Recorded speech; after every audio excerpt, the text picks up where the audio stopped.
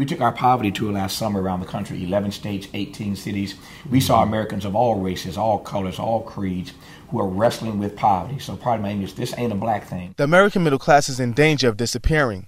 Well, at least according to Cornel West and Tavis Smiley, co-authors of The Rich and the Rest of Us. We had a chance to catch up with Mr. Smiley and Dr. West to discuss issues brought up in their book. When 1 out of 2 Americans are either in or near poverty, these are catastrophic conditions that we are about to cement as part of the American experience if we don't take this issue seriously. The philosopher and television radio host toured the country promoting why America needs to pay special attention to the unemployment epidemic. They highlight the alarming rate of people unaware of how close they live to the poverty line. Trying to hold on for dear life, dealing with credit, and then the credit card goes under. Then they dealing with a new job. 40% of the new jobs are what? Low-wage jobs. Tavis and I are talking about living wage jobs. Direct link between crime and poverty in this country. We're not talking about poverty.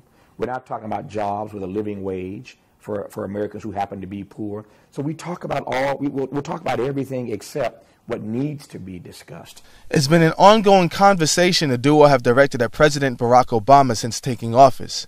But their sentiments that Obama's administration should do more to resolve this issue has its own criticisms, backed mostly by members of the black community.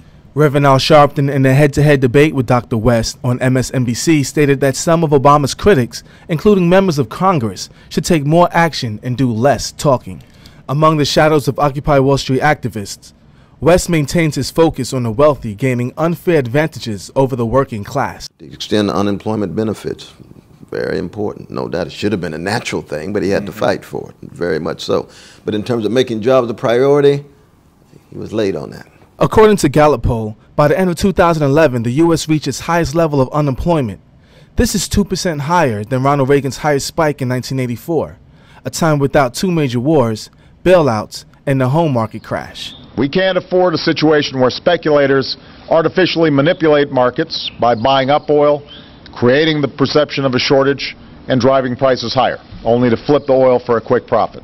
Recent studies show there has been an increase in job hires between February and April of 2012. The Rich and the Rest of Us points to the quality of jobs on the market. Brother Tavis Smiley and I are asked over and over again, well, Brother West, the problem with poor people is they have character flaws and they make bad decisions. I said, I know some investment bankers who fit that criteria very well. Oh, when they go on to what do they get? Corporate welfare, trillions of dollars in running of bailouts, and especially for students, student debt now exceeds credit card debt.